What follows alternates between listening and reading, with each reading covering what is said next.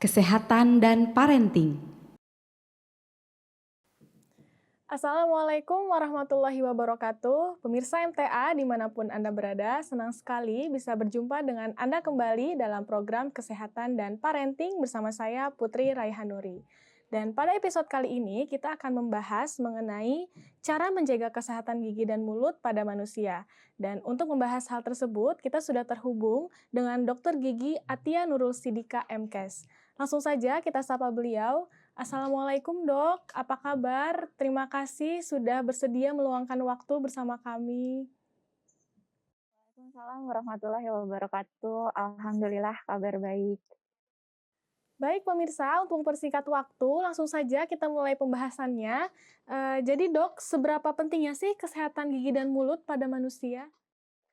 Ya sudah pasti sangat penting ya, bagaimanapun juga manusia sebagai makhluk hidup itu pasti membutuhkan makanan untuk bertahan hidup.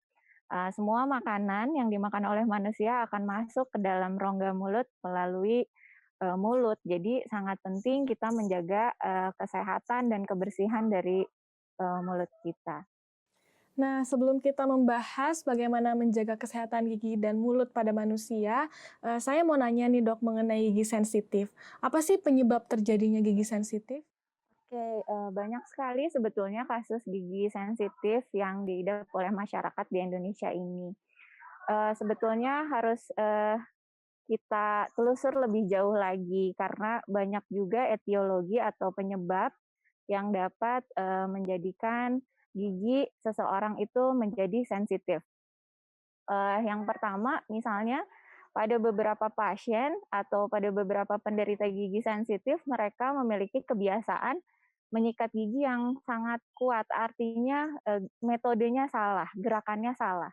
Jadi yang sering terjadi, leher gigi yang harusnya dilindungi oleh gusi mengalami atrisi atau resorpsi. Jadi artinya leher giginya terkikis karena kebiasaan masyarakat menyikat gigi terlalu kuat. Jadi efeknya terkikis dan rasa sensitif itu terasa oleh masyarakat atau oleh penderita gigi sensitif. Lalu, apakah menggunakan pasta gigi khusus gigi sensitif itu dapat mengurangi ngilu pada gigi, dok?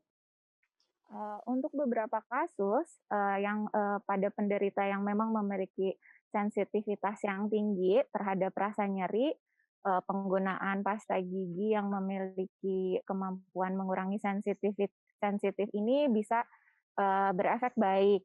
Namun kembali lagi seperti yang telah saya jelaskan sebelumnya, pada penderita gigi sensitif yang mengalami pengikisan di daerah leher gigi, penggunaan pasta gigi sensitif itu tidak menjadi efektif karena pengobatannya yang harus dilakukan itu adalah datang ke dokter gigi, kemudian leher giginya yang terkikis itu harus ditutup oleh bahan restorasi atau bahan tambalan.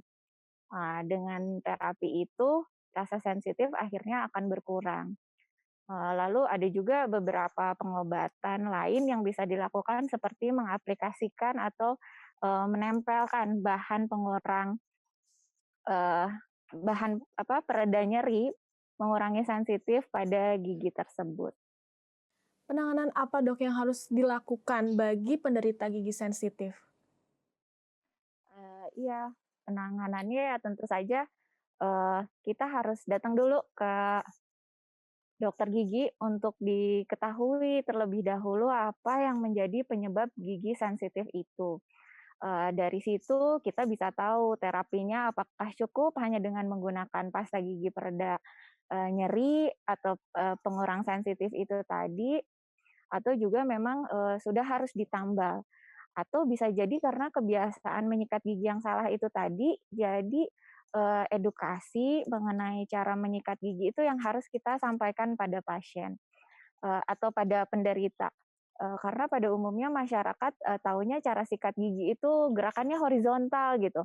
Padahal gerakan horizontal atau gerakan yang terlalu kuat pada gigi juga dengan kebiasaan seiring waktu sekian tahun lamanya gigi itu akan terkikis dan bisa jadi terjadi gigi linu itu tadi atau sensitif.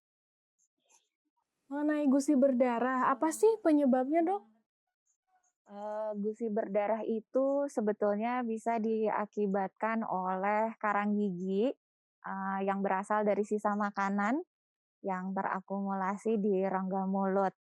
Karena cara membersihkan atau cara menyikat gigi yang salah, efeknya, gusi menjadi sensitif karena banyak, sisa makanan yang, sembunyi lah, di sekitar gusi itu sendiri. Terapinya tentu saja datang ke dokter gigi 6 bulan sekali dengan atau tanpa keluhan, kita itu harus datang ke dokter gigi, untuk membersihkan karang-karang gigi itu. Nah, dengan dibersihkan karang giginya, gusi menjadi sehat, jadi tidak sensitif, jadi keluhan gusi berdarah akan hilang. Oke, sebelumnya mau saya tambahin dulu mungkin ya yang tadi, edukasi, cara menyikat gigi yang benar itu. Jadi, pertama itu waktunya, kapan kita harus menyikat gigi. Menyikat gigi itu, pagi hari dan juga malam hari sebelum tidur. Dan kalau misalnya pagi hari, kadang kita masih, kapan aja waktunya, yang penting pagi hari. Masyarakat masih banyak yang belum tahu kalau misalnya habis sarapan, sebetulnya kita butuh waktu 30 menit dari waktu sarapan untuk boleh menyikat gigi. Kenapa kita nggak boleh beres makan langsung sikat gigi? Karena setelah, kita makan, kondisi mulut kita itu dalam kondisi asam. Artinya, dalam kondisi asam nanti kita nyikat gigi atau menyikat gigi, eee, mulut kita tuh, gigi kita mudah kekikis. Nah, kalau sudah mudah kekikis nanti efeknya yang tadi itu, gigi menjadi, sensitif. Jadi baiknya, kasih jeda waktu 30 menit setelah sarapan baru kita menyikat gigi. Lalu malam hari sebelum tidur. Kenapa itu juga sangat penting? Karena selama 6 sampai 8 jam ya kita beristirahat, tidur. Apabila, sisa makanan itu kita tinggalkan di dalam mulut, eee, makanan itu akan, membuat bakteri mudah tumbuh di dalam rongga mulut. Kalau udah bakteri tumbuh ya akhirnya gigi berlubang yang akan terjadi. Jadi 2 waktu menyikat gigi itu, pagi hari dan malam hari, itu sangatlah penting. Yang kedua mengenai, cara memilih pasta gigi. Kadang kita kalau di rumah, seragam aja pasta gigi, mau anak-anak, mau orang tuanya kita samakan. Tapi, itu harus kita pilih sebetulnya. Kalau misalnya kita belanja nih ke supermarket, kita lihat produk, pasta gigi itu banyak sekali. Kita, bisa lihat ininya, komposisinya, kandungannya. Pasta gigi yang baik itu adalah pasta gigi yang mengandung sedikit deterjen. Artinya kalau kita sikat gigi harusnya nggak banyak busanya, karena kalau banyak busanya artinya banyak deterjennya. Memang apa efek buruk dari deterjen? Efek buruk dari deterjen ini bisa mengikis gigi yang kita sikat. Nah, kalau misalnya mengikis gigi yang kita sikat, akhirnya jangka panjangnya apa? Seiring waktu akan terkikis dan menyebabkan gigi sensitif itu tadi. Kembali lagi yang, masyarakat banyak rasakan. Lalu, tips lainnya lagi untuk anak-anak, biasanya suka ada keluhan dari masyarakat yang kalau misalnya konsultasi itu bilangnya, "Dok, kenapa ya?" Atau "Gimana ya, anak saya kalau misalnya dikasih pasta gigi malahnya dimakan," katanya gitu. "Itu aman nggak ya kalau tertelan?" Ya kita harus lihat kembali fungsinya. Pasta gigi itu untuk apa? Untuk membantu membersihkan gigi. Pilihlah pasta gigi untuk anak-anak yang memiliki, eee, fungsi untuk membersihkan gigi. Biasanya suka ada rasa stroberi, rasa jeruk. Kalau misalnya anak-anak udah lihat rasanya manis, refleks anak-anak kalau ketemu rasa manis pasti pengen nelen. Ya jadi jangan salahkan anaknya kalau misalnya akhirnya ditelan, karena rasa manis dari odolnya itu memang bikin anak-anak jadi pengen nelen gitu. Jadi pilih juga pasta gigi yang memang fungsinya untuk membantu membersihkan, gigi, bukan memberikan, rasa-rasa yang bisa jadinya malahnya ditelan oleh anak-anak gitu. Lalu, yang terakhir adalah, pemilihan obat kumur. Biasanya, masyarakat, pada umumnya merasa lebih, eee, aman atau merasa lebih bersih giginya setelah, menambahkan obat kumur. Padahal obat kumur itu sendiri sebetulnya harusnya digunakan sesuai dengan indikasinya, artinya harus sesuai dengan kebutuhannya.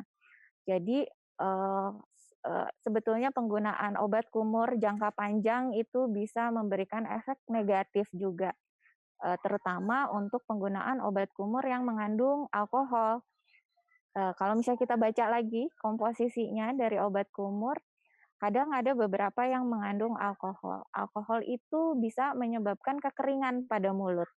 Kalau misalnya mulut udah kering, artinya nggak banyak air ludah di mulut, efek pembersihan secara alami, pembersihan gigi secara alami oleh ludah akan berkurang. Kalau misalnya berkurang, efeknya nanti gigi menjadi berlubang. Selain itu, eh, bakteri baik dan bakteri buruk yang harusnya seimbang di dalam mulut terganggu oleh karena penggunaan obat kumur itu tadi. Eh, Dan yang paling penting lagi yang ingin saya sampaikan untuk pemirsa semua adalah penggunaan alat bantu benang gigi. Sebetulnya benang gigi itu sendiri, di masyarakat masih belum, familiar ya. Masyarakat masih lebih senang menggunakan tusuk gigi daripada benang gigi. Sebetulnya, yang paling efektif untuk membersihkan sela-sela gigi itu adalah, benang gigi. Baiknya setelah kita menyikat gigi, kita bisa tambahkan, penggunaan benang gigi di setiap sela-sela gigi untuk, membersihkan gigi kita. Berbeda dengan tusuk gigi, apabila, masyarakat kurang mampu membersihkan menggunakan tusuk gigi itu dengan baik, yang terjadi sisa makanan yang ada di sela gigi, akan terdorong masuk ke gusi. Dan efeknya akan terjadi infeksi di, gusi itu. Nah, itu saja mungkin, informasi atau edukasi yang bisa saya sampaikan, terutama untuk, menjaga kebersihan rongga mulut, gitu. Nah, mengenai menjaga kesehatan gigi dan gusi nih di masa pandemi ini, Dok. Bagaimana caranya agar kita tidak harus pergi ke dokter gigi guna menghindari penyebaran COVID-19? Ya, sebetulnya kondisi, pandemi ini memberikan hikmah yang banyak juga ya, terutama, bagi tenaga medis dan juga bagi pasien, atau bagi masyarakat. Dari kondisi ini kita tahu bahwa dalam kondisi sakit gigi, kita nggak bisa datang ke dokter gigi. Di situ kita tahu bahwa kesehatan gigi itu penting sekali. Menjaga kesehatan gigi itu harus. Nah, apa sih kunci dari menjaga kesehatan gigi? Yang paling penting adalah menyikat gigi. Kalau misalnya berdasarkan, survei yang dilakukan oleh Riset Kesehatan Dasar, diketahui bahwa baru sekitar 2, sekian persen masyarakat Indonesia yang tahu cara menyikat gigi yang benar itu seperti apa. Jadi hal itu sebetulnya, sangat menyedihkan. Jadi disinilah waktunya, dokter gigi juga terus mengedukasi masyarakat bahwa, eee, teknik menyikat gigi yang benar itu adalah, kunci dari, kesehatan gigi dan mulut, gitu. Baik, lalu apa penyebab bau mulut bisa terjadi, Dok? Bau mulut juga itu keluhan yang banyak ya dirasakan oleh, masyarakat di Indonesia ini. Banyak juga yang menjadi penyebabnya. Yang pertama bisa terjadi karena, eee, penderita atau pasien atau masyarakat itu, eee, teknik menyikat giginya salah. Kembali lagi, masalahnya adalah teknik menyikat gigi yang salah. Akhirnya, sisa-sisa makanan akan terkumpul banyak di rongga mulut, terutama di gigi bagian belakang. Sisa makanan yang terkumpul di dalam mulut itu, akan menimbulkan, aroma yang kurang sedap ya atau bau mulut. Itu penyebab yang pertama. Penyebab yang kedua bisa juga penderita itu sebetulnya memiliki penyakit penyerta seperti GERD ya, penyakit gastrointestinal. Itu juga bisa menimbulkan efek bau mulut atau penyakit sinusitis juga. Itu juga sama, bisa menimbulkan, bau mulut dan ya itu penyebabnya. Baik, bagaimana dok cara mengatasi bau mulut? Mengatasi bau mulut, kita harus tahu tadi penyebabnya. Kalau memang yang jadi penyebabnya adalah penyakit penyerta, kita harus, perbaiki dulu atau kita harus terapi dulu penyakit penyertanya apa. Kalau misalnya penyakit penyertanya sudah sembuh, otomatis bau mulut itu akan hilang.